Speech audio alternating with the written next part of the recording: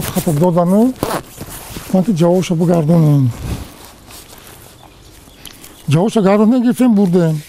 یوسف آلیموف ساکنی ناحیه شاه منصور به نامه پسر زندانیش در عراق جواب گرداند.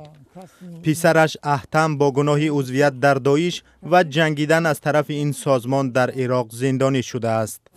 گفتن که خدمو یکم گفتن که در عراق میخواد محکمه مثلا در عراق محکمه یوزدم شده چیزایی دست مغز خط سوزایی میخواد که هست همونجا بود در عراق نه خط روی کده احتم آلیموف سال 2013 بر روسیه رفت و بی‌درک شد.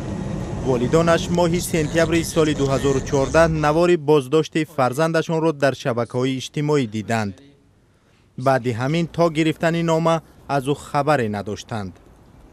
اما اول نمیدونستم مثلا وقتی کسی کرست اومد همینجا پگفت باور کنم خیلی خرسان شدم که خاکی مخ زنده یا خیلی مثلا خیلی آدم یک قصد تو سوسیه سال بگذاره که نفهمی که هسته نیسته ترمای چی گپه چی کاره چی خیلی یکی که باید رو فهمیدیم با کنیجا خرسان میشه خیلی صلیب سرخ بغیر از رسانیدن نامه با آنها چیزی نگفته است و معلوم نیست احتم در کدام زندان است.